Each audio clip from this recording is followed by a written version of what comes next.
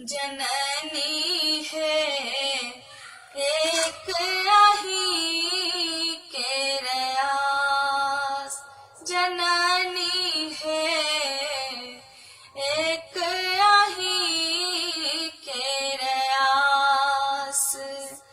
आहिक चरण में रहब सदा हम, अचेत अभिलाष। जननी है एक आही के रयास, पाइब आहिक आशीष बनल छथि रामक प्रिय हनुमान।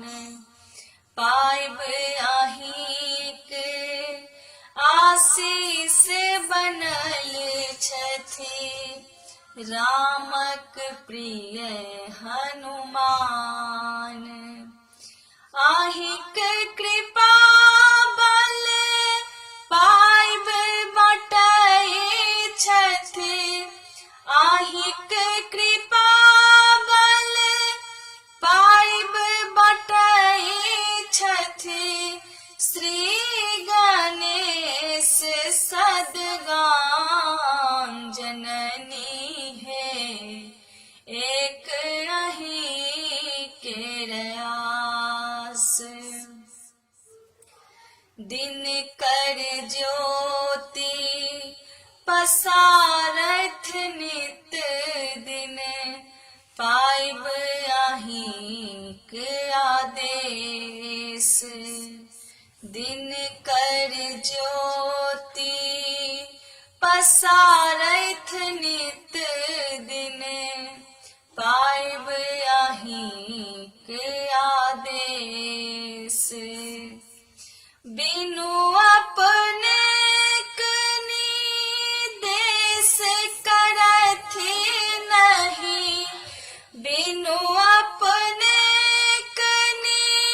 देश करथि नहीं, पवनो कतहु प्रवेश। जननी है एक आही के रयास, जननी है एक आही के रयास।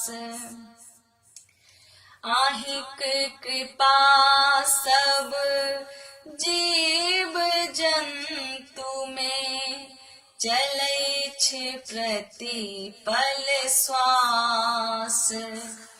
आहिक कृपा सब जीव जंतु में, चलै छै प्रतिपल श्वास। तखन अहाँक प्रदीप जननी है, तखन अहाँक कुमकुम जननी है, जायत ककरा पास। जननी है एक आही के रयास, जननी है एक आही के रयास। आहिक